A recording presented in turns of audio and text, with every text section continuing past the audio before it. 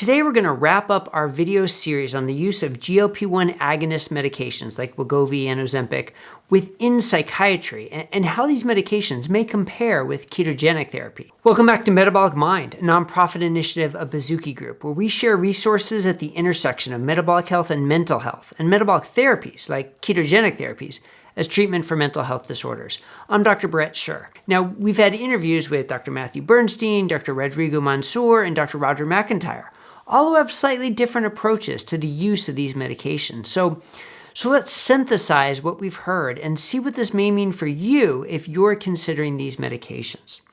But before we begin, please remember our channel is for informational purposes only. We're not providing individual or group medical or healthcare advice or establishing a provider-patient relationship.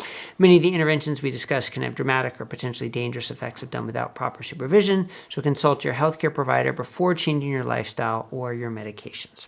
So first off, why are we even talking about GLP-1 drugs like Wegovy and Ozempic? And there are two main reasons, which we covered in the other videos. But as review, the first is that having a mental health disorder significantly increases the risk of metabolic disease. And many psychiatric medications cause significant weight gain and metabolic dysfunction. The data are pretty clear that people living with depression, bipolar disorder, schizophrenia, and other psychiatric diagnoses die prematurely from metabolic-related diseases. So psychiatrists have started turning to GLP-1s to treat weight gain and metabolic dysfunction. But the other reason is that some studies and clinical experience indicate that GLP-1 medications may help some people with their mood symptoms, such as depression. But others suggest the medications may worsen symptoms or even increase suicidality in a small subgroup. This is clearly new and emerging area, so we wanted to embark on an exploratory series to gain clarity about if and how these medications can be used, and again, how they compare to ketogenic therapy. Now, here's a clip from Dr. Mariela Glandt, an endocrinologist and co-founder of Ona Health, who's used GLP-1 medications for over a decade and has a lot of experience with these. I was able to start using GLP-1s very early on.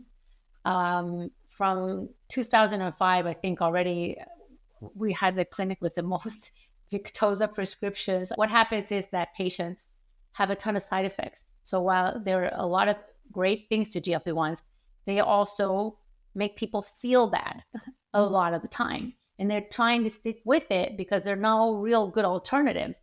But you and I both know that there are. And once you combine it with a lifestyle change, then one of the things that it allows me to do is lower the dose of the GLP-1. And that is a nice combination. And as some people who have been struggling with weight loss all their life and suddenly have this relief, they're actually happy, right? At least at the beginning. But I have to say that I have seen, and I saw this very early on, that there are patients that feel worse and they feel more depressed and they don't know why. So I started thinking that maybe it was the GLP-1 because I was the only intervention that was new. So we would take it off and we would see an improvement in mood. And then we would put it back on and then you would see the decrease in mood and you would see the return of depression or it was never really severe, but something that, a negative response in mood.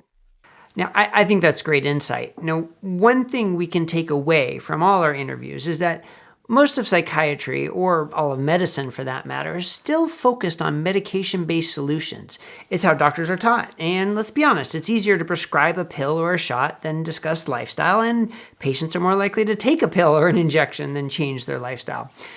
I worry that's the sad reality of the average person in the average medical practice today, but that doesn't mean it's the right or the best approach. So GLP-1s can help with weight loss and improve metabolic health, at least in the short term. And as Dr. Mansour discussed, early research suggests they are psychoactive medications with direct brain effects. Now, that alone warrants further research to test their effect in a psychiatric population, because remember, in the initial large trials for FDA approval, anyone with a psychiatric diagnosis was excluded. So we need more data in the specific population. But the medications are not without side effects. The mild nausea is well known and common, and there's growing evidence of rare but more severe complications such as stomach or intestinal paralysis and pancreatitis. But also, as Dr. Bernstein pointed out, people lose weight in a nearly even mix of fat mass and muscle mass.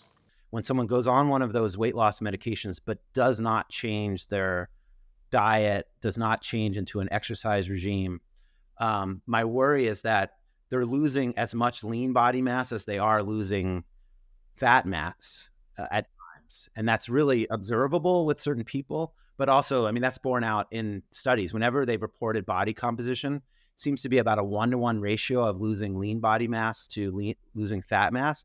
And, talking to weight loss experts, they would ideally want to have a 3-to-1 ratio of losing fat to losing lean body mass.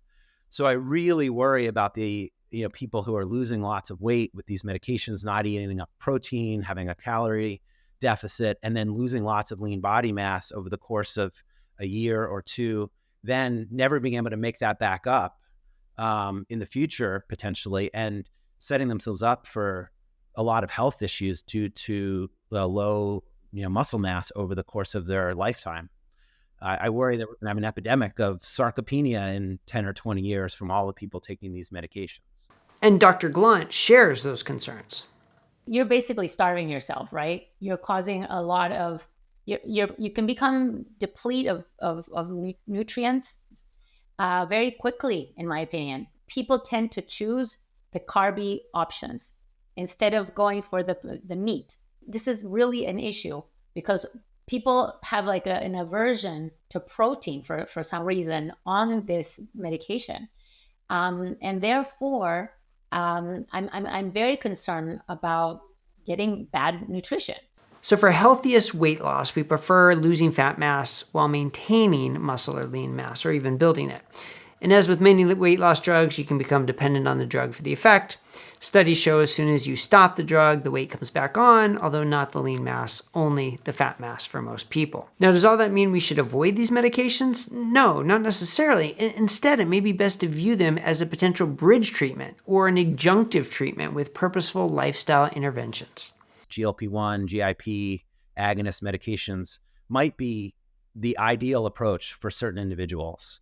And I'm thinking of someone who, really is having trouble with even following the prescription for the ketogenic diet, that their appetite is too high or their cravings are too high, and they need some help on that front. These medications might really play an important role for that person.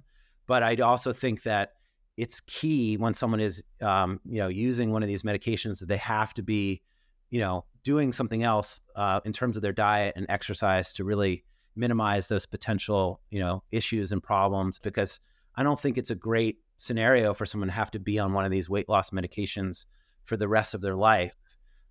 If there's a way that they don't need to be on it for the rest of their life.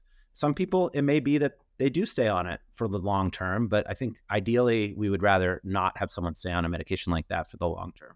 So one of the things I love is getting people off GLP-1s. It's one of my favorite things to do, because they see them maintain their weight loss when you combine it with a low carb ketogenic diet. So this is a rewarding thing, because then you're not trapped. You can use it as a bridge, then you're not trapped using it forever. And when it comes to lifestyle interventions for improving metabolic health, ketogenic diets rank as probably the most effective. Now, that doesn't mean they're the only way to improve metabolic health, but they are certainly one of the most effective, especially when combined with exercise and improved sleep hygiene, two interventions that likely can help any diet work better. But the bonus is that emerging studies demonstrate ketogenic therapy can effectively treat someone's psychiatric symptoms as well. So why wouldn't someone consider starting a ketogenic diet, following markers of metabolic and mental health, and if they aren't improving, consider starting a GLP-1 receptor agonist to possibly kickstart their treatment or use it as a bridge? Now, do we have large-scale randomized control trials demonstrating the utility of this approach? No, we don't. And as Dr. McIntyre stated in his interview, many doctors won't want to try it until that data exists. But I would argue that we don't need to hold dietary therapies to the same standard we hold medications. We need to eat, right? We don't need to take medications. So eating in a way that eliminates refined and processed carbs and added sugars is not a dangerous intervention. And nutritional ketosis is a natural physiologic state. Now, the difference comes when we're using ketosis to treat a serious mental condition. Just like someone with diabetes needs careful monitoring with ketosis for safety, so does someone with a serious mental illness. But as Doctors Bernstein and Sethi, Eid, Palmer, Calabresi, and others have demonstrated, we know enough to safely and effectively start patients on ketogenic therapy now, today, and tomorrow. And we're sure to learn more as research and clinical experience progresses. So I guess you could say it's a good thing that we have multiple tools we can use to address weight gain and metabolic dysfunction, especially for those with a mental health condition.